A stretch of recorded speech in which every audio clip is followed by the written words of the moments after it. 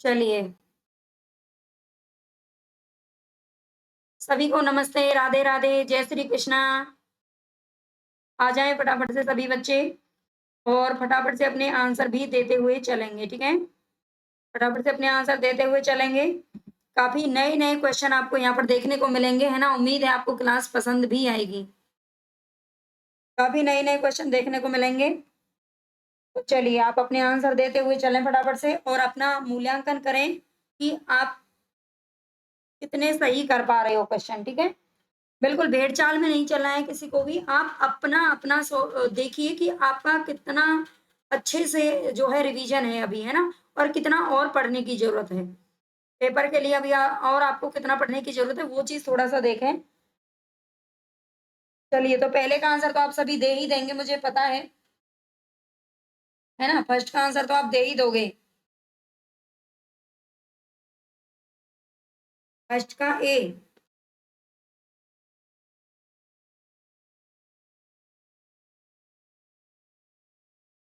First का A answer सभी का आ चुका है। विकास जी, गुड मॉर्निंग जी। हाँ जी, चलिए मैं यहाँ पर 1 मिनट पेन ले लेती हूँ। हुँ, हुँ। हाँ, रेड कलर ही ठीक है ना? ये सभी से बेस्ट रहता है। चलिए, तो फर्स्ट का ए ऑप्शन सहजयान के प्रवर्तक कौन है ना? ये कह रहा है कि सहजयान के प्रवर्तक कौन है? तो राइट आंसर हमारा कौन-सा हो जाएगा? सरहेपा, ठीक है? सहजयान के प्रवर्तक कौन है? तो सरहेपा हैं, ये ध्यान रखना है। और इन्होंने ये जो सरहेपा थे आप सभी जानते हैं, ये सिद्ध कवियों में प्रथम इनका स्थान आता है ना? हिंदी के सर्वमान्य प्रथम कवि भी सरहेपा को माना जाता है। हालाँकि जो राहुल सांकृत्यायन हैं, उन्होंने पहला कवि माना था। लेकिन सर्वमान्य, है ना? सर्वमान्य प्रथम कवि के रूप में, फर्स्ट कवि के रूप में इनको माना जाता है सरहेपा को, ये ध्यान रखना है। आगे चलेंगे, भी क्लास होती है कभी-कभी। चलिए नेक्स्ट क्वेश्चन देखिए यहाँ पर अपभ्रंश के किस कवि को कविराज चक्रवर्ती की उपाधि मिली थी? इनमें से कौन से कवि हैं जिनको कविराज चक्रवर्ती की उपाधि मिली थी? वो भी अपभ्रंश के कवि आपको बताना है, ठीक है? अपभ्रंश के कौन से कवि हैं जिनको चक्रवर्ती की उपाधि मिली थी?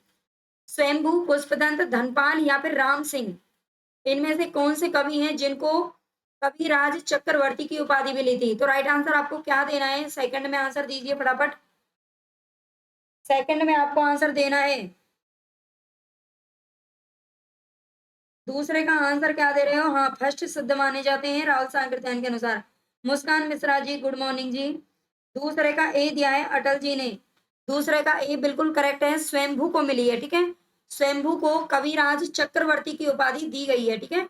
चक्रवर्ती की उपाधि दी गई है। और एक और उपाधि है इनकी बड़ी ही फेमस है जो कि छंदस चूड़ामणि, ठीक है? छंदस चूड़ामणि नाम से भी इनको एक उपाधि मिली है। ये भी ध्यान रखना है आपको। और आप जानते हैं इन्हें अपभ्रंश, इन्हें साहित्य का अपभ्रंश का क्या कहा जाता है? वाल्मीकि भी कहा जाता है। अपभ्रंश का वाल्मीकि नाम से इनको जाना जाता है, ये हम आगे नहीं पढ़ेंगे, है ना? अपभ्रंश का वाल्मीकि इनको कहा जाता है, ध्यान रखना। व्यास किसको कहा जाता है वो हम देखेंगे, लेकिन अपभ्रंश का वाल्मीकि इन्हीं को कहा जाता है, ये ध्यान रखेंगे, ठीक है? ये भी आपको ध्यान रखना है। और अपभ्रंश साहित्य का ना इनको कालिदास भी कहा जाता है। अपभ्रंश का कालिदास भी इनको कहा जाता है, जो कि भोला शंकर व्यास के द्वारा कहा गया है। अपभ्रंश का कालिदास, ठीक है? कालिदास भी इनको कहा जाता है, ध्यान रखना। कालिदास और वाल्मीकि, ये दोनों उपाधियां जो इनको दी गई हैं। विद्यापति की कौन सी रचना है जो अभी तक संपादित होकर प्रकाशित नहीं हुई है? हाँ, पौंचर्यू इनकी रचना है। पौंचर्यू में राम कथा का वर्णन है ना? पौंचर्यू इनकी बड़ी फेमस रचना है जो पूछी जाती है। और उसी में इन्होंने बाद में बताया था कि ये जो इसमें सीता माता है, उन्होंने बाद में जैन धर्म को ग्रहण कर लिया था, है ना? जैन धर्म में वो चली गई थी, ऐसा भी इन्होंने इसी में बताया है। तो विद्यापति की कौन सी रचना अभी तक संपादित होकर प्रकाशित ही नहीं हुई है? कीर्ति लता, कीर्ति पताका या फिर पदावली? देखो ये दोनों जो रचनाएं ये अवट्ट भाषा में लिखी गई हैं, ठीक है? ये किस में? अवट्ट भाषा में लिखी गई हैं। और जो पदावली है वो मैथिली भाषा में लिखी गई है। मैथिली भाषा में लिखी गई है, ध्यान रखना। और इसी के कारण इनको क्या कहा गया है? पदावली के कारण ही मैथिल कोकिल की उपाधि दी जाती है, ठीक है? मैथिल कोकिल की उपाधि पदावली के कारण ही दी जाती है। तो राइट आंसर हमारा हो जाएगा इसमें कीर्ति पताका, है ना। इसकी अभी तक पताका फहरी ही नहीं गई है। पताका, कीर्ति पताका की कीर्ति जो पताका है वो अभी तक फैलाया नहीं गया है। फास्ट कराएं सर जी। हाँ जी, फास्ट कराएंगे। फास्ट में अटल जी फिर वो समझ में नहीं आएगा, ठीक है। अभी काफी अच्छे नए नए क्वेश्चन देखने को मिलेंगे आपको। और ये ध्यान रखना है, ये दोनों जो रचनाएं ना, इनमें कीर्ति सिंह और शिव सिंह, ये कीर्ति सिंह और शिव सिंह, इन दोनों की जो है प्रशंसा की गई है, ये भी ध्यान रखना। इन दोनों की प्रशंसा की गई है, कीर्ति लता और कीर्ति पताका में। शून्य समाधि किसकी रचना है, बताइए जी। हाँ, जातीय का कवि कहा जाता है इनको। बच्चन सिंह ने इनको जातीय का कवि कहा था, है ना। बच्चन सिंह ने कहा था, ये ध्यान रखना। शून्य समाधि किसकी रचना है, ये आपको आंसर देना है। जलंधर नाथ, गोरखनाथ, मत्स्येंद्र नाथ। तो करेक्ट आंसर हमारे यहाँ पर कौन सा हो जाएगा, बताइए।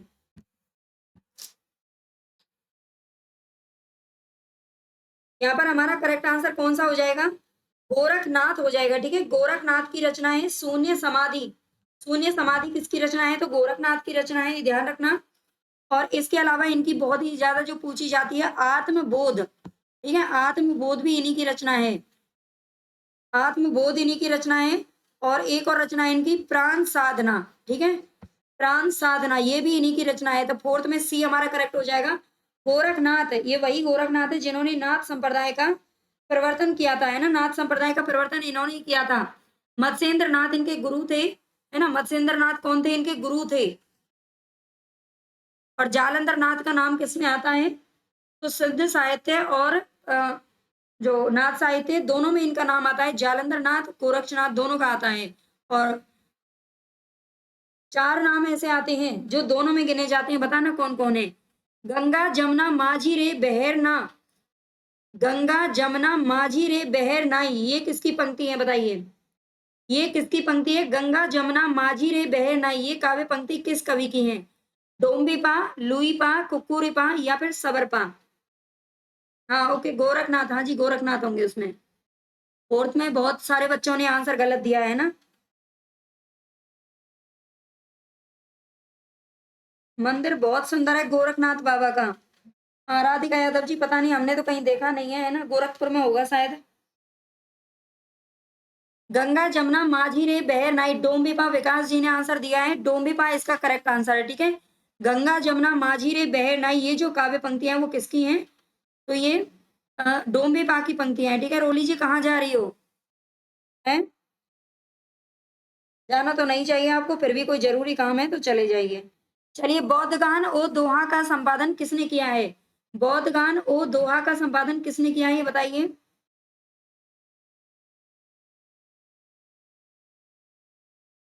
हाँ, मुस्कान मिश्रा जी, में मेरे ना पंक्तियों की मैंने कई क्लास करवा दी है ना, पंक्तियों की कई क्लास करवा दी है। और करवा दूंगी। रेणु जी नमस्ते जी। बौद्धगान और दोहा का 6 में आंसर सी दे रहे हैं, अटल जी ने सी दिया है, गलत है। ये हर प्रसाद शास्त्री का है बौद्धगान और दोहा, है ना। बौद्धगान और दोहा 1916 ईस्वी में इन्होंने संपादन किया था। और इसमें सिद्ध साहित्य पर प्रकाश डाला गया था, ठीक है। सिद्ध साहित्य पर सबसे पहला जो प्रकाश डाला था ना, वो हरप्रसाद शास्त्री ने ही डाला था, ये ध्यान रखना है, ये याद रखना है। और प्रबोध चंद्र बागची का नाम आता है दोहा कोश, है ना। दोहा कोश नाम से इन्होंने एक संपादन किया था ग्रंथ, दोहा कोश नाम से, ठीक है। दोहा कोश, इसमें इन्होंने इनके बारे में यानी कि सिद्ध साहित्य पर इन्होंने भी प्रकाश डाला था। और फिर इसके बाद राहुल सांकृत्यायन ने 1945 ईस्वी में, ठीक है, 1945 ईस्वी में इन्होंने सिद्ध साहित्य पर प्रकाश डाला था, ठीक है। इसके बाद एक नाम और आता है, एक नाम और आता है इसमें, जिन्होंने पूरी तरह से इसको अच्छी तरह से जो प्रकाश में लेके आए थे, है ना। प्राच्यविद वेंडल एक नाम आता है, प्राच्यविद वेंडल, वो भी इसे प्रकाश में लेके आने का काम उन्होंने भी किया था, है ना। सिद्ध साहित्य को अलग अलग स्थानों से, देखो तिब्बत में जाकर के, है ना, चीन में जाकर के अलग अलग जगहों से खोज करके उनकी रचनाओं को लाया गया था और बाद में प्रकाशित करवाया गया था। क्योंकि ये लोग लिख तो जाते थे लेकिन प्रकाशित नहीं करवाते थे। 84 सिद्धों में सबसे ऊंचा स्थान किसका माना जाता है, बताइए, बताइए, राइट आंसर दीजिए। हाँ, मत्स्येंद्र नाथ, गोरखनाथ, जालंधर, नागार्जुन। हाँ, मत्स्येंद्र नाथ का नाम ना विकास जी, जैसे कि राम कुमार वर्मा है, उन्होंने मत्स्येंद्र नाथ का नाम माना ही नहीं है ना, किसी ने माना है मत्स्येंद्र नाथ को उसमें नाथ साहित्य में, और किसी ने माना भी नहीं है, ठीक है। किसी ने माना है, किसी ने नहीं माना है, ये ध्यान रखना। लुई पाका। हाँ जी, बिल्कुल। लुई पाका सबसे ऊंचा स्थान है, ठीक है। लुई पाए इनका सबसे ऊंचा स्थान माना जाता है 84 सिद्धों में। राहुल सांकृत्यायन ने सबसे ऊंचा स्थान इन्हीं का माना है, ठीक है। डोम्बी पाका नहीं है, लुई पाका है। सरेपा पहले थे, है ना, सरेपा फर्स्ट थे। लेकिन सबसे ऊंचा स्थान किसका है, तो लुई पाका है, याद रखना। गुरु इनके कौन थे, गुरु कौन थे लुई पा के, सवरपा। निम्नलिखित में से किस रासो काव्य का मूल वर्ण्य विषय वीर रस ना होकर श्रृंगार रस है, बताइए। पांच नहीं थे अटल पांडे जी, सिर्फ चार ही लोग थे, है ना। नाथ साहित्य में चार नाम ऐसे आते हैं जो सिद्ध साहित्य से भी मतलब मिलते हैं, ठीक है, जो सिद्ध साहित्य में भी थे और उसमें भी थे। मत्स्येंद्र नाथ का नाम तो आता ही नहीं है वैसे उसमें। इनको जब डिटेल में पढ़ते हैं ना तो थोड़ा समझ में आता है। सिद्धों की भाषा संध्या भाषा है, बिल्कुल मुस्कान जी। तो 8 का राइट आंसर हमारा कौन सा हो जाएगा, बीसल देव रासो, ठीक है, बीसल देव रासो करेक्ट हो जाएगा। बीसल देव रासो की जो रचना है वो 1212 ईस्वी में हुई थी, है ना, 1212 ईस्वी में हुई थी, ये याद रखना है। और इसकी रचना की किसने थी, तो नरपति नाला ने की थी, ठीक है। नरपति नाले ने की थी 1212 ईस्वी में, ये ध्यान रखना है। श्रृंगारिक गेय काव्य है और कितने खंडों में, 4 खंडों में है। इसके 4 खंडों का आधार भी पूछ लिया जाता है, कौन सा खंड किस पर है। तो राइट आंसर हमारा कौन सा हो जाएगा, सी बिल्कुल सही हो जाएगा, ठीक है। सी बिल्कुल सही हो जाएगा, बीसल देव रासो, ये ध्यान रखना है। 4 खंड है इसके अंदर, ठीक है। पहले में तो क्या होता है, बीसल देव और उनका नागमती के साथ में विवाह होता है, और दूसरे में क्या करते हैं, रूट करके उड़ीसा चले जाते हैं। तीसरे में जब आते हैं, यानी कि इनका जो तीसरे में राजमती बहुत ही विरह में मतलब तड़पती है, बाद में ही वापस आ जाते हैं, ठीक है। तीसरे में ही वापस भी आ जाते हैं, और चौथे में फिर ये क्या करते हैं, वापस आ करके अपनी पत्नी को मायके से लिवा के ले जाते हैं ना। उड़ीसा चले गए थे, दूसरे में ही चले गए थे, पहले में विवाह हुआ, इतनी जल्दी चले गए, है ना। चार्ल्स इलियट ने आलय खंड को किस अन्य नाम से संपादित करवाया था, बताइए। चार्ल्स इलियट ने आलय खंड को किस अन्य नाम से संपादित करवाया था, और ये कब करवाया था।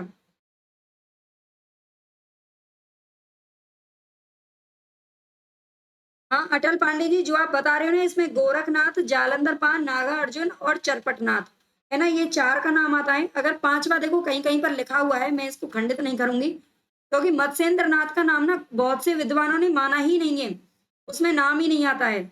आप देखना, शुक्ल जी की बुक को उठा के देखो, उसमें भी उन्होंने मत्स्येंद्र नाथ को माना नहीं है ना, नौनाथ माने हैं, ये ध्यान रखना।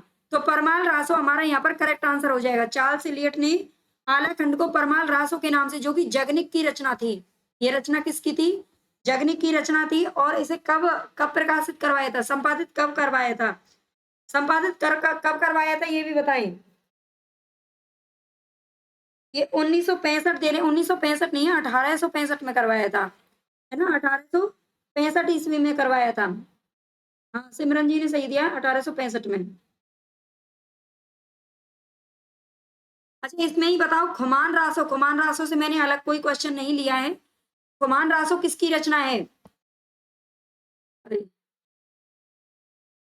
दलपति। खुमान रासो किसकी रचना है, ये भी बताइए।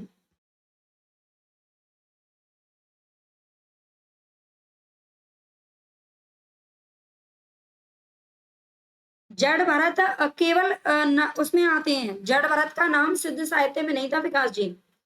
जड़ भरत का नाम केवल और केवल नाथ साहित्य में शामिल था, ठीक है, उसमें शामिल नहीं था।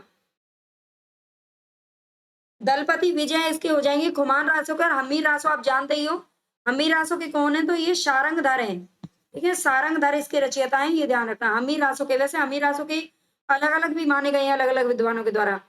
चंद वरदाई के पृथ्वीराज रासो में कितने छंदों का प्रयोग किया गया है, बताइए। इसकी प्रति पुणे संग्रहालय में है, हाँ सिमरन जी। बताइए जी इसको। चंद बरदाई के जो पृथ्वीराज रासो है, पृथ्वीराज रासो में कितने छंदों का प्रयोग किया गया है? पृथ्वीराज रासो का आंसर देना है आपको।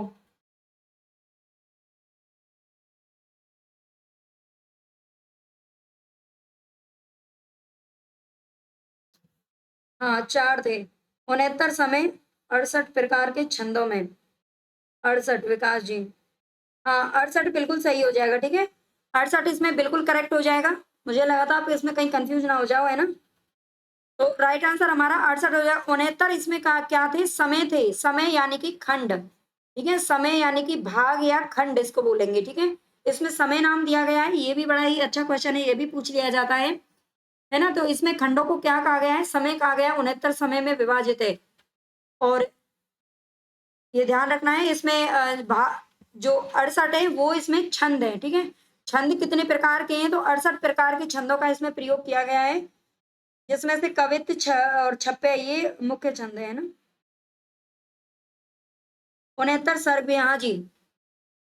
और इसमें जो 57वां खंड है, 57वां जो खंड है वो किससे संबंधित है? अच्छा वो उसमें है पद्मावती में। ओके कोई नहीं, चलो बताइए, आगे बताइए। गंगा वाक्यावली काव्य कृति के कवि का क्या नाम है?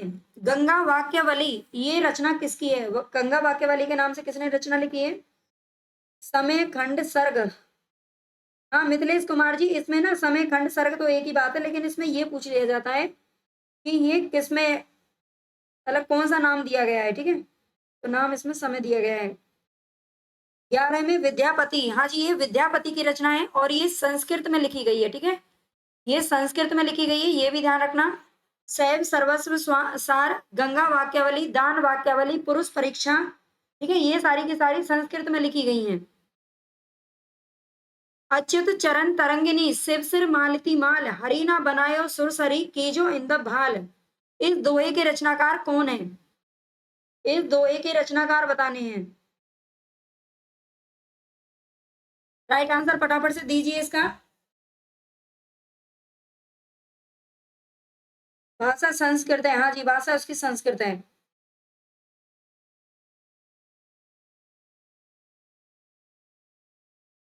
अच्युत चरण तरंगिनी इसका आंसर नहीं दे रहे हैं आप। तो राइट आंसर हमारा कौन सा हो जाएगा? ये रहीम दास की पंक्ति है, ठीक है। ये किसकी है? रहीम दास जी की पंक्ति है। अच्युत चरण तरंगिनी, शिव सिर मालती माल, हरीना बनायो सुरसरी, कीजो इन द भाल, ठीक है। ये किसकी है? तो ये रहीम दास जी की है, ध्यान रखना। पंडित चंद्रधर शर्मा गुलेरी ने किसको पुरानी हिंदी का प्रथम कवि स्वीकार किया है? चंद्रधर शर्मा गुलेरी ने किसको किसको पुरानी हिंदी का प्रथम कवि स्वीकार किया है? पुरानी हिंदी नाम से इन्होंने रचना की थी, और इसका जो प्रथम कवि है वो किसको स्वीकार किया है बताइए? चंद्रधर शर्मा गुलेरी ने। तो राइट आंसर हमारा कौन सा हो जाएगा? 13 में सी करेक्ट हो जाएगा, राजा मुंज को माना है, ठीक है। जो चंद्रधर शर्मा गुलेरी है उन्होंने राजा मुंज को माना है, ये ध्यान रखना। और पुष्पदंत को किसने माना है? तो सेंगर ने माना है ना। ये इतिहास का क्वेश्चन है, इतिहास। और सरेपाद को किसने माना है? तो ये राहुल ने माना है, और वैसे ये सर्वमान्य भी है ना। आगे, सरस बसंत समय भला पावली, दक्षिण पवन वह धीरे। विद्यापति की इन पंक्तियों का क्या अर्थ है? विद्यापति की जो ये पंक्तियां हैं इनका अर्थ आपसे पूछ रहा है। सरस बसंत समय भला पावली, दक्षिण पवन वह धीरे। विद्यापति की पंक्तियों का अर्थ क्या है? इसमें शास्त्रीयता होती है, ये मौखिक होता है, परंपरा में प्रचलित रहता है, इसमें सहजता और स्वाभाविकता होती है। 14 का आंसर आपको देना है। सरस बसंत समय भला पावली, दक्षिण पवन व धीरे। तो राइट आंसर दे नहीं रहे हैं कोई भी, है ना, बिल्कुल कमेंट बंदी कर दिए, क्या हो गया? समझ में नहीं आ रहा? ये राइट आंसर उसमें हो जाएगा डी, ठीक है। डी इसमें सही हो जाएगा। इसमें सहजता और स्वाभाविकता होती है, ठीक है। इसमें सहजता और क्या होती है? स्वाभाविकता होती है। मिथिलेश कुमार जी, एक पता है जो बुक की आप पीडीएफ की बात कर रहे हैं ना, बहुत बड़ी मतलब बुक में काफी पेज हैं, बहुत ज्यादा पेज हैं, है ना। उनकी पीडीएफ में बना के आपके पास जरूर डाल दूंगी, और मैं सोच रही हूँ मैं इसको पढ़ा भी दूं और डाल भी दूंगी। गोविंद पांडे की बुक की कह रहे थे मिथिलेश जी, गुस्सा मत होना है ना, मुझे बस टाइम ही नहीं मिल पा रहा है। चलिए तो 14 का डी हमारा करेक्ट हो जाएगा, डी इसमें सही है, सी नहीं है, डी हो जाएगा। योगचर्या किस कवि के द्वारा लिखा गया ग्रंथ है? ये ग्रंथ किसके द्वारा लिखा गया है बताइए? योगचर्या किस कवि के द्वारा लिखा गया है? योगचर्या, डोम्बिपा, लुईपा, सरेपा या गोरक्षपा? योगचर्या से नाम से बताना है। सरेपा का एक ग्रंथ है दोहा कोश, है ना, दोहा कोश नाम से, जिसे संपादित किसने करवाया था? प्रबोध चंद्र बागची ने करवाया था, है ना। और लुईपा का ग्रंथ कौन सा है? लुईपा का ग्रंथ कौन सा है? लुईपा का ग्रंथ भी आप बताइए। सोनू जी नमस्ते जी। हाँ सरस्वती जी का, हाँ जी मिथिलेश कुमार जी याद है मुझे। मेरे पास तो दो बुक है वो, है ना, एक मैंने बहुत पहले मंगवा ली थी और उसको मैंने मतलब पढ़ लिया, उठा के रख दिया, और फिर मैंने एक अभी 1 साल पहले ही मंगवा ली फिर दोबारा। जब वो दूसरी मिली तो समझ में आया, अरे ये तो दो बुक आ गई है ना। लुई पा ने गीतिका भी लिखा है, हाँ गीतिका के नाम से भी लिखा है। तो राइट आंसर हमारा हो जाएगा इसमें डोम्बिपा। ठीक है, डोम्बिपा हमारा करेक्ट है, जिन्होंने 15 का ए दिया है ना वो बिल्कुल सही है। डोम्बिपा की रचनाएं योगचर्या के नाम से इन्होंने लिखा है। आचार्य हजारी प्रसाद द्विवेदी के अनुसार 14वीं 15वीं शताब्दी के हिंदुओं, मुसलमानों, सामंतों, शहरों, सेना के सिपाहियों और लड़ाइयों का जीवंत और यथार्थ वर्णन किस कृति में मिलता है? हाँ, दोहा कोश प्रबोध चंद्र बागची ने करवाया था, बिल्कुल जी। मैम कमेंट कमेंट नहीं दिख रहा है, क्यों अटल जी क्या हो गया? मुझे तो दिख रहे हैं आपके कमेंट, है ना, मुझे तो दिख रहे हैं। बोधगान और दोहा हरप्रसाद शास्त्री का, बिल्कुल सोनू जी, अभी पढ़ा था ये क्वेश्चन, है ना। बताइए तो राइट आंसर हमारा इसमें कौन सा हो जाएगा? 16 का डी, डी बिल्कुल सही दिया है। ये कीर्ति लता हमारा करेक्ट हो जाएगा, ठीक है। कीर्ति लता में हजारी प्रसाद द्विवेदी के अनुसार ये सारी जो है विशेषताएं बताई गई हैं, ठीक है, कीर्ति लता।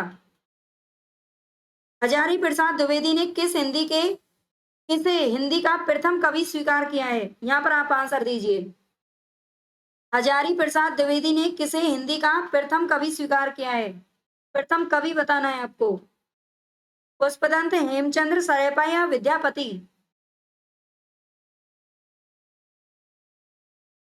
इसका आंसर बताइए।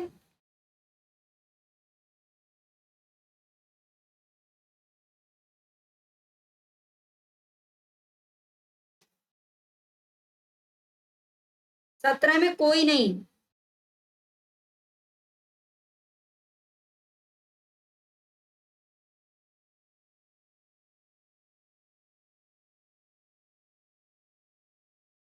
अब्दुल रहमान को माना है इन्होंने, है ना, अब्दुल रहमान को माना है, ये ध्यान रखना।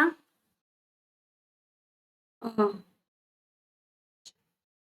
अब्दुल रहमान को माना है हजारी प्रसाद द्विवेदी ने, ठीक है, ये ध्यान रखना। और ये ध्यान रखना, ये पुष्पदंत आपका लिखा हुआ है, जो पहले पूछा गया था ना उसमें अब्दुल रहमान को माना था, ये ध्यान रखना है। अपभ्रंश शब्द का प्रयोग सबसे पहले कहाँ देखने को मिलता है? अपभ्रंश शब्द का प्रयोग सबसे पहले कहाँ देखने को मिलता है? बताइए। तो राइट आंसर हमारा इसमें कौन सा हो जाएगा? सूरदास की रचना। भाई सूरदास का तो अपभ्रंश से कोई लेना देना ही नहीं था, है ना, ना ही भरत मुनि का कोई मतलब था, तुलसीदास ने भी नहीं किया। ये राजा धारसेन द्वितीय के शिलालेख में मिलता है, ठीक है, राजा धारसेन द्वितीय के शिलालेख में मिलता है। पुष्पदंत को सेंगर ने माना था, हाँ जी। बच्चन ने विद्यापति को माना था, बिल्कुल जी सोनू जी। राजा धारसेन द्वितीय के जो पिताजी थे ना, उनके लिए उन्होंने लिखवाया था शिलालेख। चलो भाई फास्ट करें अटल जी, अब आपका पेपर आ रहा है ना, इसलिए आपको भी फास्ट चाहिए। जय मयंक जस चंद्रिका के रचयिता का क्या नाम है? जय मयंक जस चंद्रिका के रचयिता का क्या नाम है? भट्ट, केदार, नरपति नारायण, नल सिंह या मधुकर कवि? तो 19 में हमारा राइट आंसर क्या हो जाएगा? मधुकर कवि की ये रचना है, ठीक है, मधुकर कवि की रचना है, ये ध्यान रखना।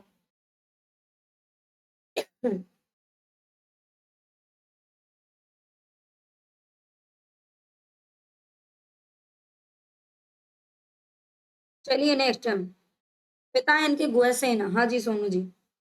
आदिकाल के किस साहित्य में सिद्धों की भोग विलास की प्रवृत्ति की निंदा की गई है? आदिकाल का कौन सा साहित्य है जिसमें सिद्धों की भोग विलास की प्रवृत्ति की निंदा की गई है? 20 में आपको आंसर देना है, फटाफट बताइए। हाँ, जयचंद्र प्रकाश भट्ट केदार का है। और जय मयंक जस चंद्रिका किसका है? मधुकर कवि का। उपेंद्र जी नमस्ते जी, बताइए इसका आंसर। 20 का बी, अटल जी ने दिया है, सत्यम जी ने दे दिया है। 20 का बी हमारा करेक्ट हो जाएगा, नाथ साहित्य। ठीक है, जो गोरखनाथ है उसको ही ये सब जो है, उसको ही ये पसंद नहीं आया था, है ना, नाथ साहित्य। उसको नाथ साहित्य जो गोरखनाथ है उनको ये भोगविलास की जो प्रवृत्ति थी ना, सिद्ध साहित्य में वो ही पसंद नहीं आई थी, इसीलिए उन्होंने अपने अपना अलग अलग मत, इन्होंने अपना अलग संप्रदाय चलाया था। ठीक है, और मत्स्येंद्र नाथ के गुरु थे।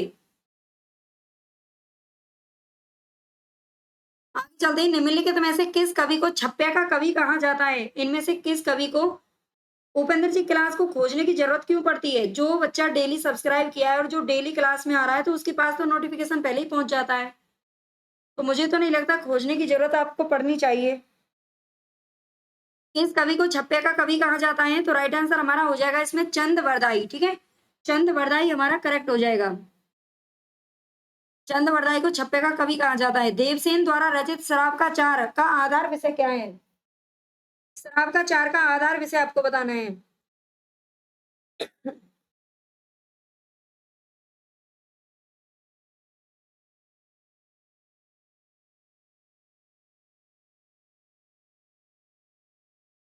आज टाइम से नहीं आया था आज। बताइए, शराब का चार, सबसे पहले तो ये आपको पता होना चाहिए, 933 ईस्वी में लिखा गया था, है ना, और इसमें 250 दोहों का वर्णन किया गया है शराब का चार में। ठीक है, और अब ये बताना है इसका आधार विषय क्या है। तो 22 का ए दे रहे हैं बच्चे, जैन धर्म संबंधी उपदेश। 22 में ए बड़े स्टॉक से ए दिए जा रहे हो, है ना। इसमें सी होगा, सी करेक्ट है, गृहस्थ कर्तव्य। ठीक है, इसका जो आधार विषय है ना प्रमुख, वो है इसमें गृहस्थ कर्तव्य। ये जैन धर्म से संबंधित जरूर थे, ये जैन धर्म से संबंधित थे, लेकिन इसमें इन्होंने जैन धर्म से संबंधी उपदेश नहीं दिए, बल्कि गृहस्थ कर्तव्य का पालन किया था, मतलब उसके बारे में समझाया था। ये इसका मेन जो है विषय रहा है। ठीक है, ये ध्यान रखना है। 250 दोहों में, हाँ जी। उपदेश रसायन के रचयिता कवि कौन है? उपदेश रसायन, उपदेश रसायन हमारा कौन सा हो जाएगा? जिन धर्म सूरी, जिनदत्त सूरी, धनपाल या हेमचंद्र? मैं तो दिया है मैम, अटल पांडे जी। क्या दिया है आपने? भी वही दिया था ए, है ना मैम, मैंने देखा था आपका आंसर भी।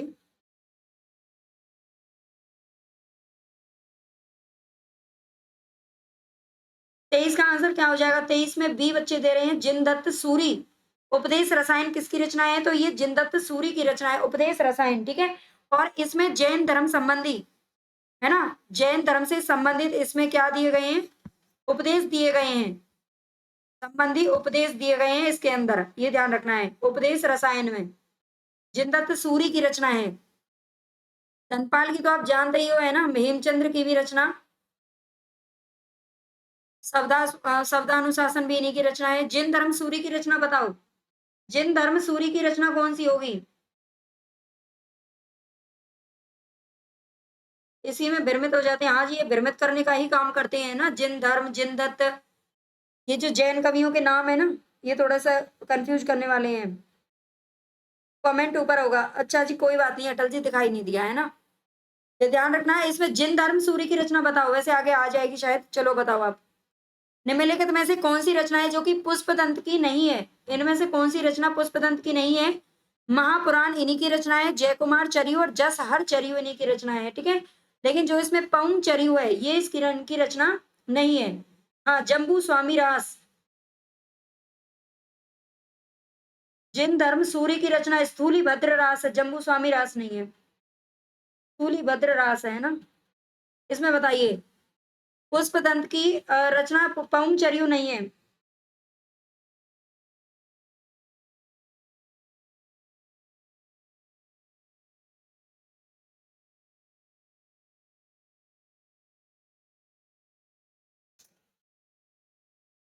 पमचर्यू आप जानते हैं ना, पमचर्यू किसकी रचना है? पमचर्यू स्वयंभू की रचना है ना, स्वयंभू की रचना है, ये ध्यान रखना, बाकी सभी इन्हीं की रचना है। जैसे नय कुमार चर्यू, नाग कुमार चरित भी इसको कहा जाता है, ठीक है, इसको नाग कुमार चरित भी कहा जाता है, ये ध्यान रखना। और स्वयंभू की रचना है पमचर्यू।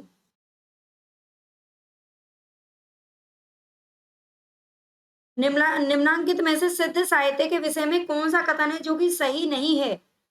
सिद्ध साहित्य के विषय में कौन सा कथन है जो सही नहीं है, बताइए। सिद्ध साहित्य का झुकाव सहज साधना की ओर है, बिल्कुल सहज साधना की ओर इनका झुकाव था। सिद्ध साहित्य के प्रथम कवि सरेपा हैं। सिद्ध साहित्य की जो रचना है वो चर्या पदों तथा दोहों में हुई है। हाँ, ये भी बात बिल्कुल करेक्ट है, तीनों ही करेक्ट है। लेकिन सिद्ध साहित्य का जो प्रणयन है वो पिंगल भाषा में नहीं हुआ है ना, पिंगल भाषा में नहीं हुआ है, ये किस में हुआ है? संध्या भाषा में हुआ है, ठीक है। ये संध्या भाषा या संध्या भाषा वैसे संध्या भाषा होती है ना, संध्या लिखी रहती है। संध्या भाषा में हुआ था, डिंगल में नहीं हुआ। कौन दे रही आंसर डिंगल का? रिंकी पाठक जी, नहीं, डिंगल में नहीं हुआ था, ये संध्या भाषा में हुआ था, ठीक है। संध्या भाषा में जो रासो साहित्य है ना वो पिंगल भाषा, डिंगल पिंगल में वो ही लिखी गई थी। निम्नांकित में से कौन सी रचना है जो कि शिलांकित कृति है? शिलांकित कृति इनमें से कौन सी है, बताएं। पाहुड़ दोहा, राउलवेल, प्राकृत पेंगलम या वर्ण रत्नाकर? हाँ, सिंधों ने संघ भाषा शैली का प्रयोग किया जी। 26 में हमारा राइट आंसर कौन सा हो जाएगा? राउरवेल, ठीक है, राउरवेल। इसमें एक और पूछ लिया जाता है कई बार कि इसमें ये नायिका है, इसके अंदर राहुल कौन है? इसके अंदर नायिका है ना, नायक नहीं है, नायिका है। इन्होंने शिलांकित कृति है, ठीक है, शिलांकित कृति है राउरवेल, ये ध्यान रखना है। इसमें नक्सिक वर्णन, इसमें नक्सिक वर्णन आप सभी जानते ही होंगे, है ना, नायक नायिका भेद वर्णन इसमें किया गया था। किसकी है ये? किसकी रचना किसकी है? तो रोड़ा कवि की रचना है, ठीक है, रोड़ा कवि की रचना है, ये ध्यान रखना। और पाहुड़ दोहा किसकी है? पाहुड़ दोहा किसकी है बताओ? राम सिंह की है। पाहुड़ दोहा किसकी है? राम सिंह की है, बिल्कुल। प्राकृत पेंगलम लक्ष्मीधर की है, प्राकृत पेंगलम किसकी है? लक्ष्मीधर। और वर्ण रत्नाकर है ज्योतिरीश्वर ठाकुर की है ना, ज्योतिरीश्वर ठाकुर की है वर्ण रत्नाकर। मैं थोड़ा सा बोल देती हूँ, है ना, आप लोग जल्दी भागने की बड़ी कोशिश में रहते हो। हाँ विकास जी, ये चंपू काव्य है ना, वो चंपू काव्य भी है, ये ध्यान रखना, गद्य पद्य मिश्रित है वो। सालीभद्र सूरी की रचना का क्या नाम है? इनमें से सालीभद्र सूरी की कौन सी रचना है, बताएं।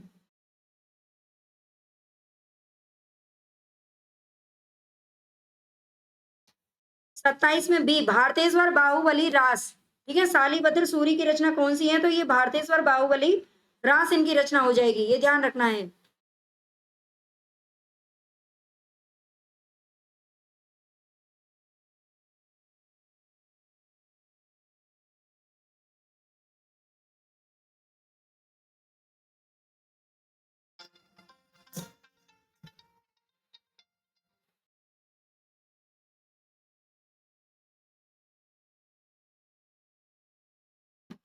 हम्म, हाँ जी बताइए। तो इसमें राइट आंसर हमारा कौन सा हो जाएगा? 205 छंद है इसके अंदर, ठीक है, इसके अंदर 205 छंद है, ये ध्यान रखना है। और 1184 ईस्वी में लिखी गई थी, ठीक है, 1184 ईस्वी में से लिखा गया था, ये भी ध्यान रखना है। भारतेश्वर बाहुबली रास। आगे चलते हैं, पंच पांडव चरित रास, ये किसके द्वारा लिखा गया ग्रंथ है? पंच पांडव चरित रास किसके द्वारा लिखा गया ग्रंथ है? पंच पांडव चरित रास, ये प्रथम, है ना, इनका मतलब इनका है जिन्होंने लिखा है, ये प्रथम ऐतिहासिक ऐतिहासिक रचना मानी जाती है, पंच पांडव चरित रास, है ना। तो राइट आंसर हमारा कौन सा हो जाएगा? हाँ देखो, सबके इतने अच्छे अच्छे आंसर आ रहे हैं ना, ये खंड काव्य है, ये छंद वगैरह सब कुछ अच्छे से आपने पढ़ा है, बहुत बढ़िया। तो राइट आंसर हमारा करेक्ट है यहाँ पर सालीभद्र सूरी, ठीक है। ये जो पंच पांडव चरित रास है वो भी किसकी है? सालीभद्र सूरी की रचना है, ठीक है, इसे प्रथम ऐतिहासिक रचना के रूप में माना जाता है, ये ध्यान रखना। चंदन बाला रास आसगू कवि की रचना है। हाँ, चंदन बाला रास किसकी है? आसगू कवि की रचना है, चंदन बाला रास, ये भी ध्यान रखना है। 1191 में लिखा गया था पंच पांडव, हाँ ये महाकाव्य है। गै सुकुमार रास के रचयिता कौन है, बताइए। गै सुकुमार रास के रचयिता कवि कौन है?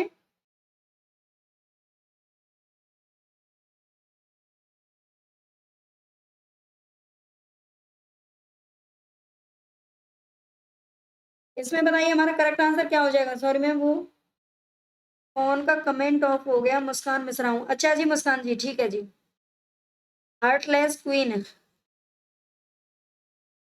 कोई बात नहीं मुस्कान जी, है ना, मैं ध्यान रखूंगी। चलिए, गै सुकुमार रास किसकी रचना है? तो यहाँ पर हमारा करेक्ट आंसर कौन सा हो जाएगा? कच्छुली रास। गै सुकुमार रास किसकी रचना है? तो ये कच्छुली रास की रचना है, ठीक है। कच्छुली रास की रचना है, ये ध्यान रखना है।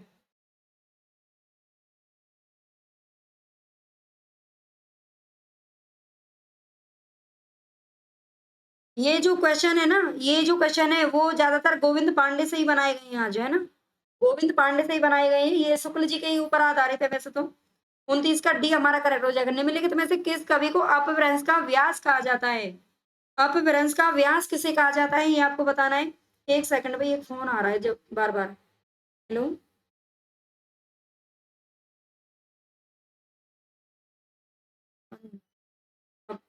ठीक है मैं बोलती हूँ।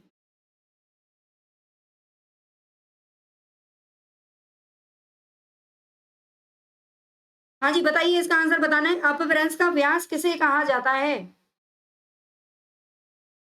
तो राइट आंसर हमारा इसमें हो जाएगा पुष्पदंत, ठीक है। पुष्पदंत को कहा जाता है अपभ्रंश का व्यास, जबकि स्वयंभू को हमने देखा है वाल्मीकि और कालिदास, है ना। वाल्मीकि और कालिदास दोनों इनको कहा गया है।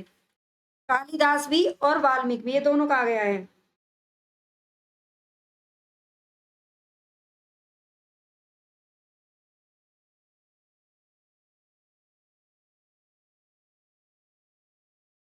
हाँ जी आगे बताइए। किस कवि को कवि कंठहार के नाम से जाना जाता है, बताइए। किस कवि को कवि कंठहार के नाम से जाना जाता है? मैं एक सेकंड कमेंट नहीं देख रही हूँ, आप बताइए आंसर।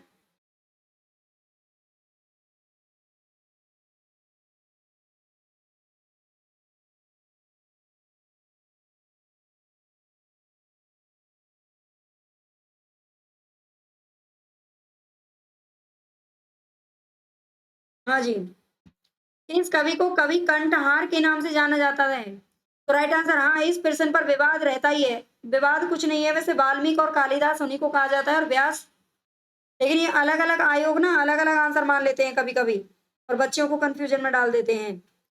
कवि कंठहार के नाम से जाना जाता है भाई विद्यापति को, ठीक है। खेलन कवि, कवि कंठहार, है ना, बहुत सारी इनकी उपाधि दी गई हैं। मैथिल कोकिल, जो जो आपको याद है ना फटाफट से लिखते जाओ।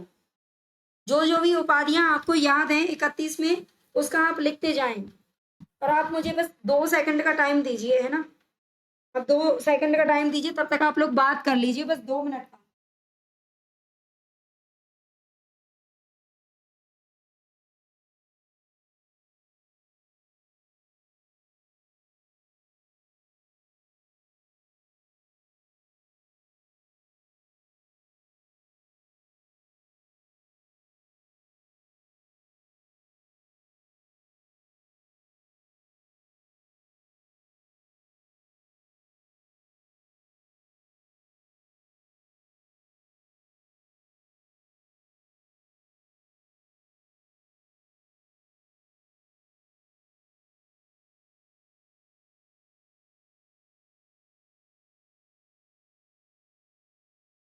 हाँ जी बताइए। अभिनव जयदेव, बिल्कुल। राम कुमार ने 16 उपाधि दी है इनको, है ना। कितना अच्छा इन्होंने काम किया होगा जो इतनी सारी उपाधियां मिली हैं। कितना बढ़िया काम किया होगा। नव खेलन कवि, दशावतार, बिल्कुल। चलिए बताइए, नेक्स्ट है हमारा, निम्न में से कौन सी रचना है जो कि व्याकरण ग्रंथ है? इसमें से कौन सी रचना है जो व्याकरण ग्रंथ है, ये बताइए। कीर्ति पताका, चर्यापद, वर्ण रत्नाकर, या फिर उक्ति व्यक्ति प्रकरण?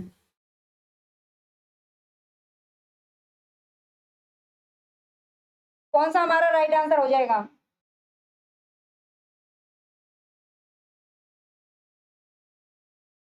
32 में सी, उक्ति व्यक्ति प्रकरण, ठीक है। उक्ति व्यक्ति प्रकरण ये किसका है? दामोदर कवि का है। दामोदर कवि का है, ये ध्यान रखना है। और वर्ण रत्नाकर किसका है? तो ज्योतिरीश्वर ठाकुर का है, ठीक है। अरे ज्योतिरीश्वर ठाकुर का है, ये ध्यान रखना है। बाकी आप जानते ही हो दामोदर जी का है ये।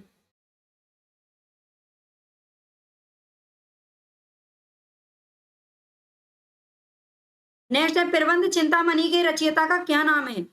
प्रबंध चिंतामणि के रचयिता का क्या नाम है, बताइए।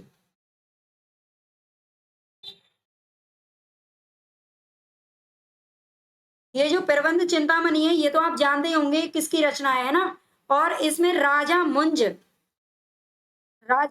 के साहित्यिक दोहों का वर्णन किया गया है, ठीक है। राजा मुंज के दोहों का वर्णन इसमें किया गया है, साहित्यिक दोहों का वर्णन इसमें किया गया है, ये भी ध्यान रखना। और ये कब आया था?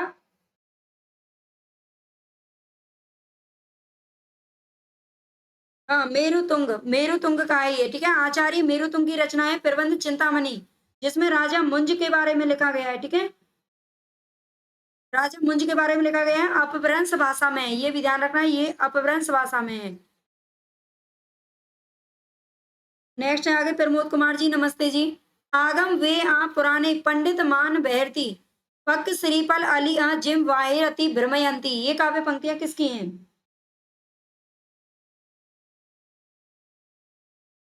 1361 में संस्कृत में नहीं है, अपभ्रंश भाषा में है जी। अटल जी, अपभ्रंश भाषा में लिखा गया है उसको। बताएं, आगम वेया पुराने, तो ये राइट आंसर हमारा हो जाएगा सरेपा, ये सरेपा की पंक्तियां हैं। एक मिनट, सरेपा की नहीं है, कनेपा की पंक्तियां हैं ना, कनेपा की पंक्तियां हैं। आगम वे आ पुराने, ठीक है, इसमें हमारा बी करेक्ट हो जाएगा, बी करेक्ट हो जाएगा, कनेपा। कनेपा हमारा सही है, सरेपा गलत है। 34 में बी देना है सबको, 34 में ए बिल्कुल गलत है, वो मुझसे ही गलती से लग गया है ना, बी सही हो जाएगा। सिद्धों की साधना में शून्य का पूरक तत्व क्या है? ए या बी, कंफ्यूज हो रहे हैं हम। ए, बी सही है, बी सही है उपेंद्र जी, है ना, बी सही है। अंजना जी, गुड मॉर्निंग जी। सिद्धों की साधना में शून्य का पूरक तत्व क्या था? केवल मेरा सही है अटल जी, खुश हो जाइए, है ना। बहुत अच्छी बात है। इस तरह से अगर आप एक टॉपिक को अच्छे से कवर करेंगे और फिर इस तरह से आपको टेस्ट मिल जाए, है ना, तो आपकी बढ़िया तैयारी हो जाएगी किसी भी पेपर की। प्रियंका चौहान जी ने दिया है बिल्कुल ज्ञान लिख करके, है ना, वैसे सभी दे रहे हैं, 35 का डी दिया है। हाँ, सिमरन जी ने भी दिया है, अटल जी ने भी दिया है। शून्य का पूरक तत्व क्या था सिद्धों की साधना में? ज्ञान।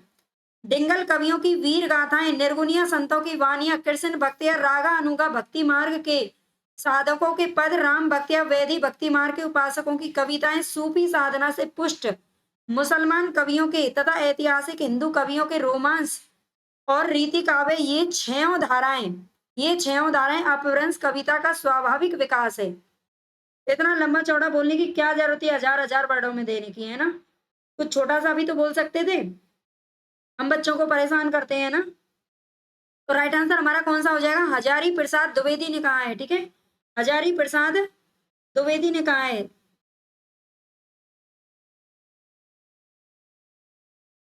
एक मिनट, 36 में आप ए क्यों दे रहे हो? 36 में बी हो जाएगा, बाबा शुक्ल का नहीं है ये हजारी प्रसाद द्विवेदी ने स्वाभाविक विकास जो है ना, वो किसका है बाबा? ये दादा का है, बाबा का नहीं है, दादाजी का है।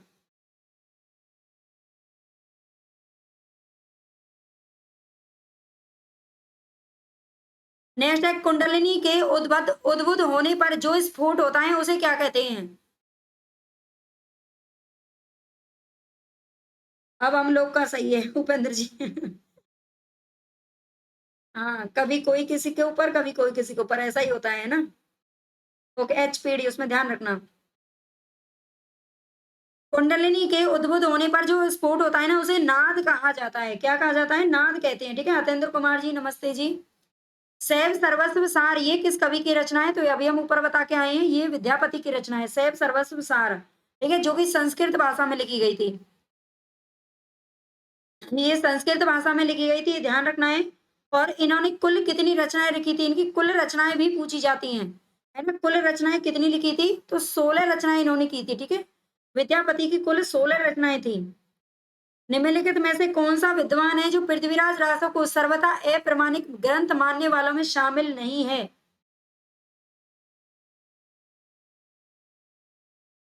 बेबी जी मैंने कहा था ना पहले ही, क्लास शुरू होने से पहले ही कहा था कि किसी की नकल मत मारना है ना, अच्छा रहेगा आप अपनी तैयारी को आंकिए। अभी सब एक दूसरे के टक्कर में है। इनमें से किसने अप्रमाणिक माना है, मतलब अप्रमाणिक नहीं माना है, ये बताना है। तो राइट आंसर हमारा 39 में कौन सा हो जाएगा? 39 में बी दे रहे हैं अटल जी, है ना? 39 में सबका बी आ रहा है, बी बी आ रहा है, बिल्कुल सही है। मोहनलाल विष्णुलाल पांड्या, ठीक है, इन्होंने अप्रमाणिक ग्रंथ नहीं माना है, अप्रमाणिक नहीं माना है। जबकि रामचंद्र शुक्ल ने तो बिल्कुल ही इसे जाली ग्रंथ बताया है ना? बिल्कुल ही जाली ग्रंथ बताया है, लेकिन फिर भी ये प्रथम महाकाव्य का दर्जा देते हैं इसे। गौरी शंकर हीराचंद ओझा की अगर बात करें, हीराचंद ओझा, तो इन्होंने क्या माना है? अप्रमाणिक ही माना है इन्होंने भी, है ना? और डॉक्टर वूलर ने भी माना है, ये अप्रमाणिक मानते हैं। और कौन कौन है अगर आपको नाम पता है अप्रमाणिक मानने वालों में, किस किस का नाम आता है? अप्रमाणिक मानने वालों में किस किस का नाम आता है आप बताओ मुझे फटाफट से। एक तो आता है देवी प्रसाद का नाम, है ना? देवी प्रसाद का नाम आता है, और एक श्यामल दास का नाम आता है, ठीक है, कविराज श्यामल दास का नाम आता है। अप्रमाणिक बता रही हूं मैं, ठीक है, अप्रमाणिक बता रही हूँ। एक राम कुमार वर्मा, राम कुमार तो वही मानते थे जो शुक्ल जी मानते थे। हमेशा इन दोनों में समानता पाई जाएगी, इनके कथनों में भी, और इनकी जो विभाजित करने का जो तरीका है वो भी, है ना?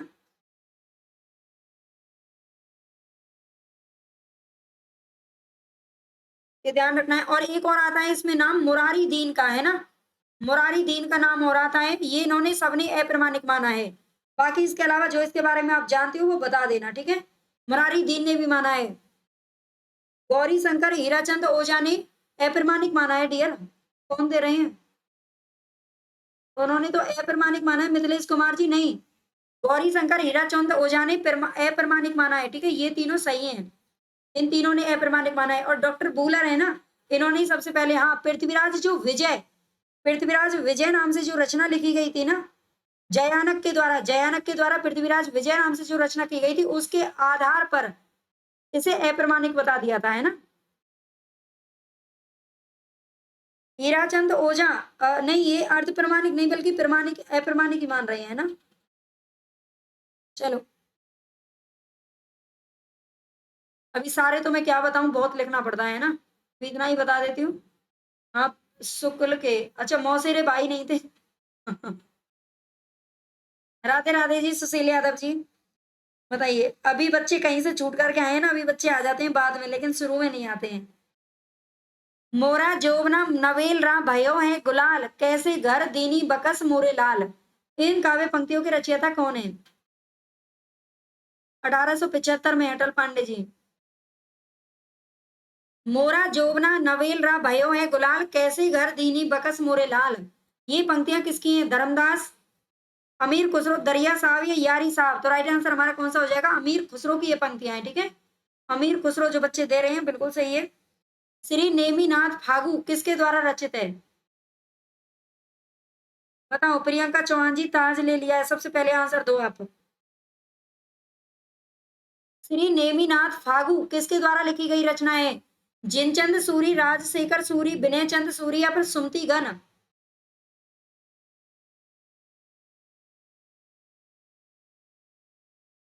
राइट आंसर क्या हो जाएगा बताओ आप फटाफट से।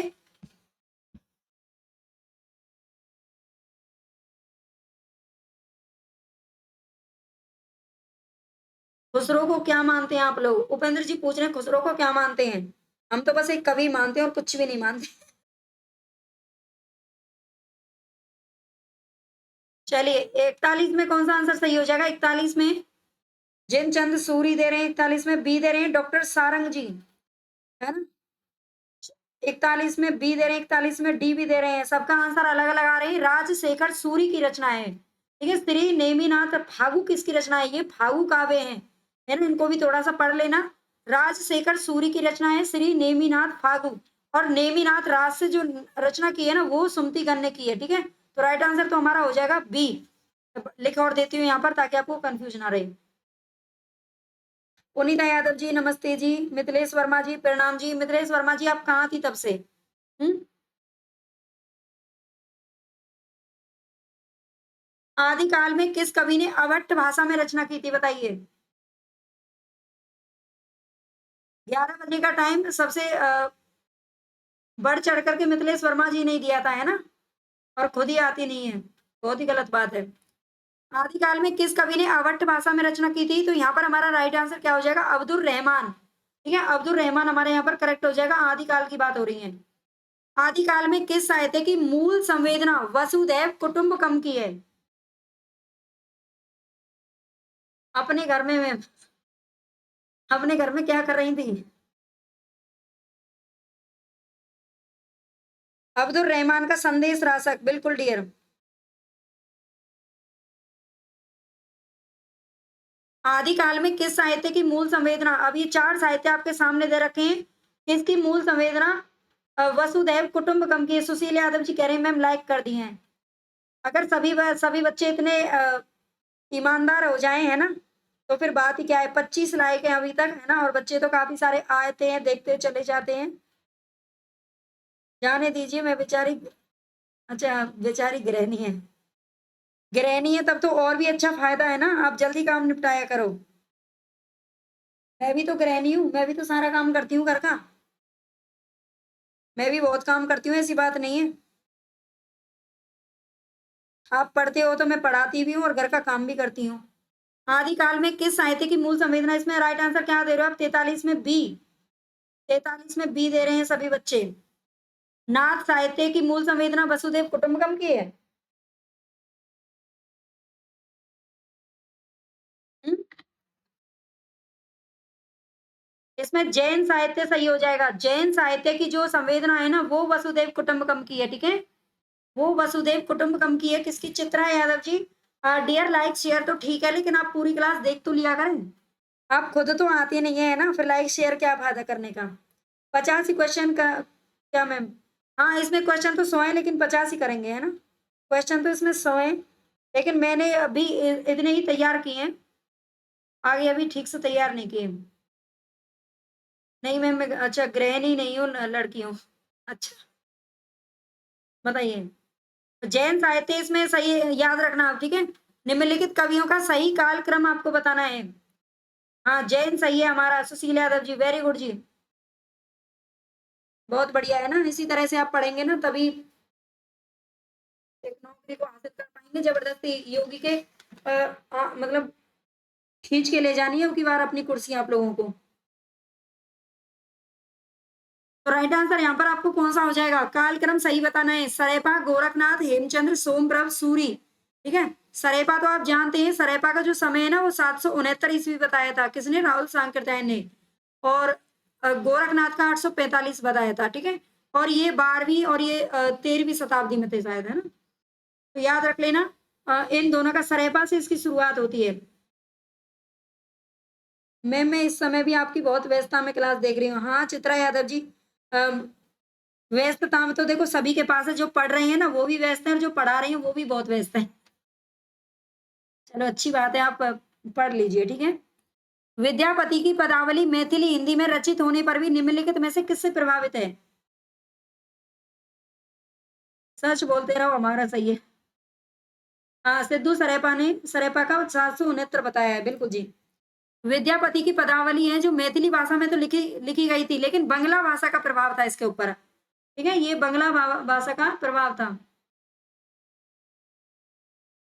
नीलम जी कह रही है मेरी जितनी जिम्मेदारी किसकी नहीं होगी। अगर सबकी जिम्मेदारियों का आप लोग देखने लग जाओगे ना नीलम जी, तो अपने आप की ही कम लगने लगेंगी। लड़कियों के पास, लेडीज के पास बहुत जिम्मेदारियां रहती हैं, है ना, सभी के पास इतनी है। आप लोग मेरा क्यों नहीं सोचते कि मैं क्लास तैयार भी करती हूँ, फिर पढ़ाती भी हूँ, फिर घर के काम भी करती हूँ। मेरे घर में कौन सा कोई झाड़ू पोछा वाली लग रही है, मैं भी सब काम खुद ही करती हूँ और जगती भी बहुत जल्दी हूँ। अपभ्रंश का मुख्य छंद क्या है? अपभ्रंश का मुख्य छंद दोहा है ना, ये तो बताने की कुछ जरूरत ही नहीं है। परमात्म प्रकाश और योग सार दोनों के रचनाकार कौन है? परमात्म प्रकाश और योग सार दोनों के रचनाकार कौन है? तो ये जोइंदू हैं, ठीक है। जोइंदू हमारा सही हो जाएगा, परमात्म प्रकाश और योग सार। और ये जोइंदू है ना, इन्हीं से ही जो आगे नायिका भेद वर्णन है ना, वो इन्हीं से ही शुरू हुआ था यहाँ पर। हाँ, कोई खाली नहीं है, बिल्कुल सही बात है। खाली तो कोई भी नहीं है आज के समय में। आज का युग ही ऐसा है कि इसमें कोई खाली रह ही नहीं सकता। इसमें हर कोई बंदा लगा हुआ है, छोटे बच्चे से लेकर बड़े तक। रचना काल की दृष्टि से निम्नलिखित ग्रंथों का सही अनुक्रम क्या हो जाएगा? अनुराग बांसुरी, मृगावती, ज्ञानदीप, इंद्रावती। तो देखो सबसे पहले तो सबसे बाद में तो इसमें कौन सी आई थी? इंद्रावती आई थी 1764 में, है ना? 1764 में आई थी ना ये। और इससे पहले आई थी अनुराग बांसुरी, ये आई थी 1744 में। किसमें आई थी? 1700, यहीं लिख देती हूँ, 1744 में आई थी ना। और मृगावती कब की है? नहीं, ये तो गड़बड़ हो गया, ये तो गड़बड़ है भाई।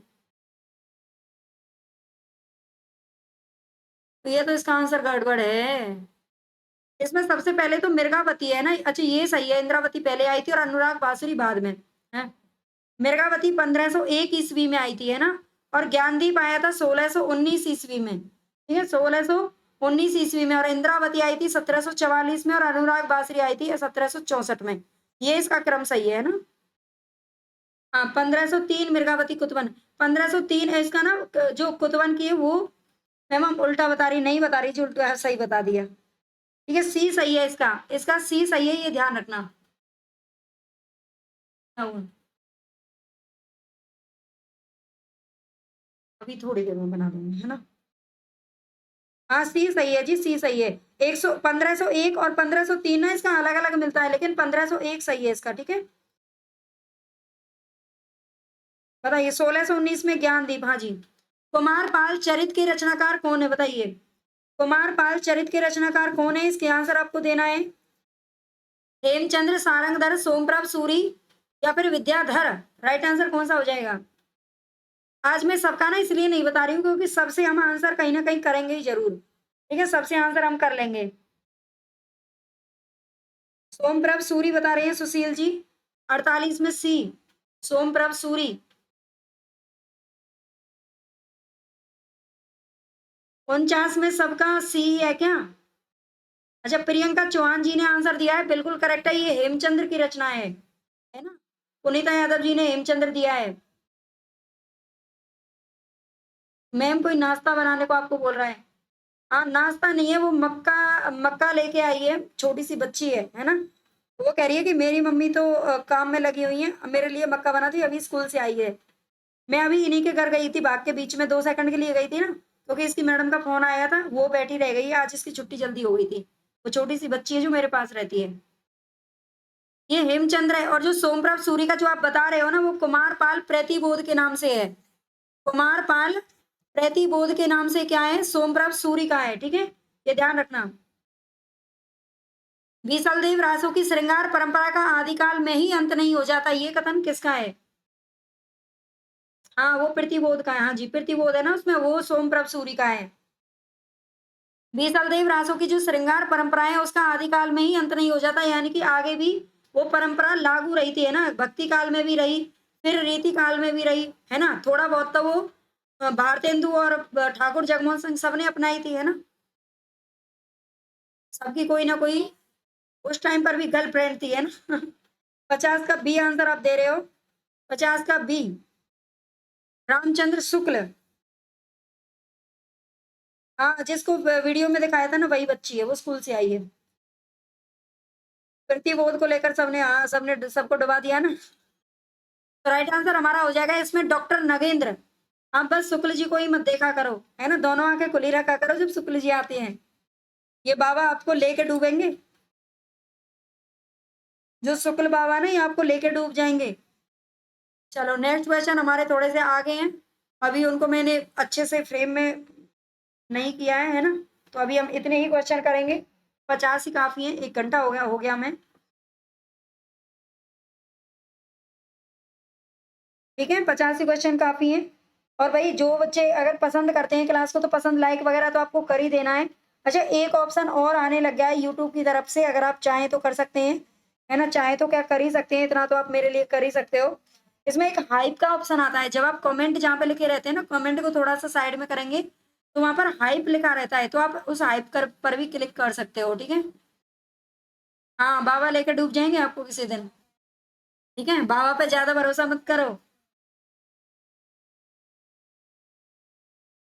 ओके डॉक्टर सारंग जी, बढ़िया। अगर आपको क्लास अच्छी लगी, रेयांश जी आज शुरू से लास्ट तक थे, है ना? आज रेयांश जी और रोली जी दोनों शुरू से लास्ट तक थी। बाकी तो थोड़ा थोड़ा लेट आए थे। दोनों सबसे पहले थे। और भी थी शायद, कौन थी?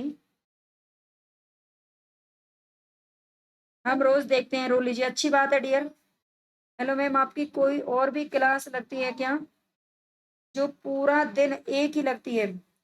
अ, रेनू जी, लाइव क्लास तो अभी एक ही चलती है ना? लाइव क्लास तो अभी एक ही चलती है। और एक दो दिन में एक क्लास और लेके आऊंगी, है ना? एक दो दिन बाद एक क्लास और लेके आऊंगी। अभी बस थोड़ा सा काम और रह गया है, मतलब उसको मैं पूरा कर लूं। एक क्लास और हम करेंगे, लेकिन एक क्लास इसके अलावा ना एक रिकॉर्ड क्लास आती है ना रेनू जी? एक क्लास आती है जो आपने कल देखी थी ना रेनू जी, जिस पर कमेंट किया था, जिस पर आपने कमेंट किया था, वो एक क्लास आती है 4-5 बजे, 4 या 5 बजे के बीच में आती है। उसको आप देख लिया करें, वो भी बड़ी इंपॉर्टेंट क्लास होती है ना? वो भी बड़ी इंपॉर्टेंट, यहाँ पर टेस्ट हो जाता है और वो आपको अच्छे से वहां से तैयारी हो सकती है।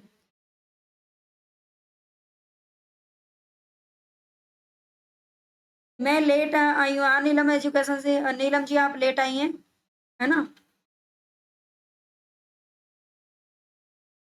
मैम लाइव लेकर आना। सिमरन जी, 5 बजे वाली लाइव ले लूं क्या? ग्रामर की नहीं लगती क्या? रेनू जी, हाँ मैं सोच तो रही हूँ, वो शाम वाली क्लास में ना ग्रामर वगैरह सारे टॉपिक करेंगे, सीधा सीधा पढ़ाऊंगी।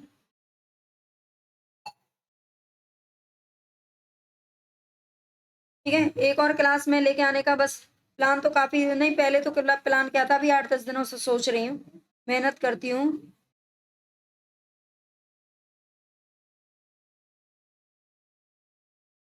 मिश्रित प्रश्न लेकर आए हैं सुशील यादव जी।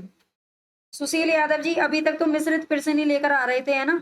अभी तक तो सब कुछ मिक्स ही था, लेकिन अभी क्या है कि टॉपिक वाइज एक बार सोचा, बहुत सारी वैकेंसीज वगैरह निकल रही है, तो एक बार आप टॉपिक वाइज अच्छे से रिवीजन कर लें, है ना?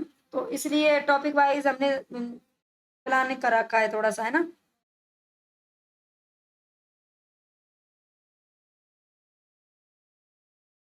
देखो, मिश्रित जब प्रश्न लेकर आती हूँ ना, तो मिश्रित प्रश्न में मेरा थोड़ा सा ये रहता है कि मैं फिर एक बुक से प्रश्न नहीं बनाती कभी भी, है ना? मेरा ऐसा नहीं है कि एक बुक को ही सामने रख लूं और उसी में से प्रश्न बनाऊं, मैं सब में से अलग अलग प्रश्न बनाती हूँ।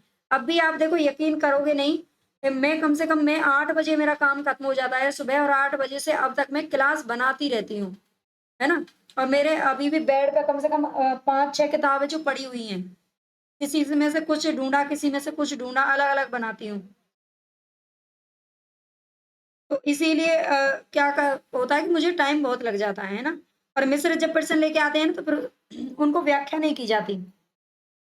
उनमें दिक्कत ये रहती है कि उसकी व्याख्या नहीं की जाती। कल भी आदिकाल ही रहेगा डियर, है ना? कल भी आदिकाल ही रहेगा, क्योंकि इसके 50 क्वेश्चन होंगे, अभी 50 और करेंगे। मैं आदिकाल की पीडीएफ डाल दूंगी, उस पर आदिकाल को उसमें से देख लेना होगा, गोविंद पांडे की पढ़ लेना, है ना?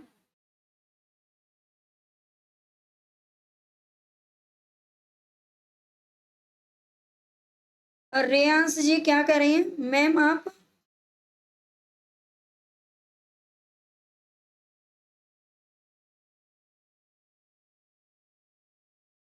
रेयांश जी, समझ में नहीं आया, किस चीज का रिवीजन कराने का बोल रहे हैं, वो समझ में नहीं आ रहा मुझे।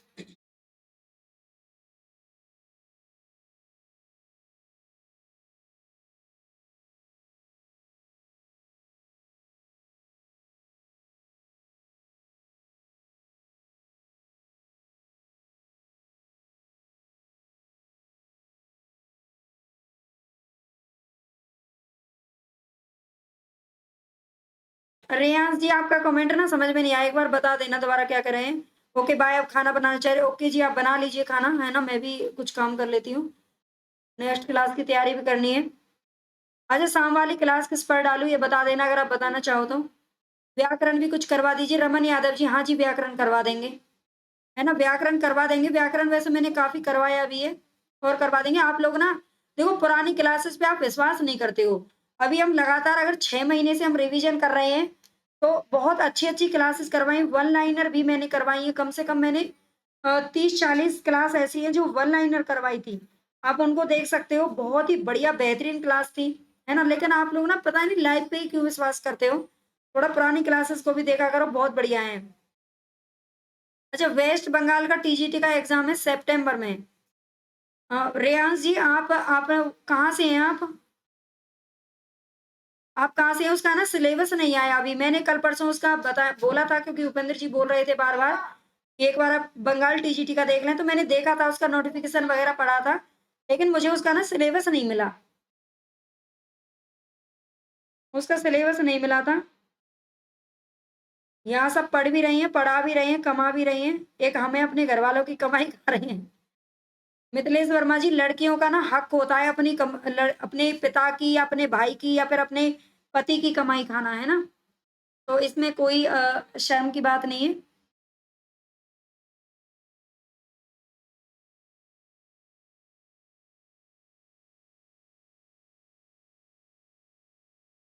ठीक है, बंगाल का एक बार सिलेबस देखना पड़ेगा।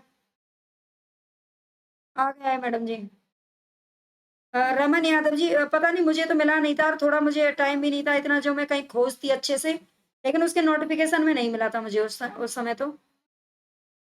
मैम, मेरे पास है सिलेबस। रेयांश जी, अगर आप सिलेबस भेजना चाहें तो आप टेलीग्राम चैनल पर भेज देना, है ना? जो चैट वाला जो टेलीग्राम ग्रुप है ना, उस पे भेज देना।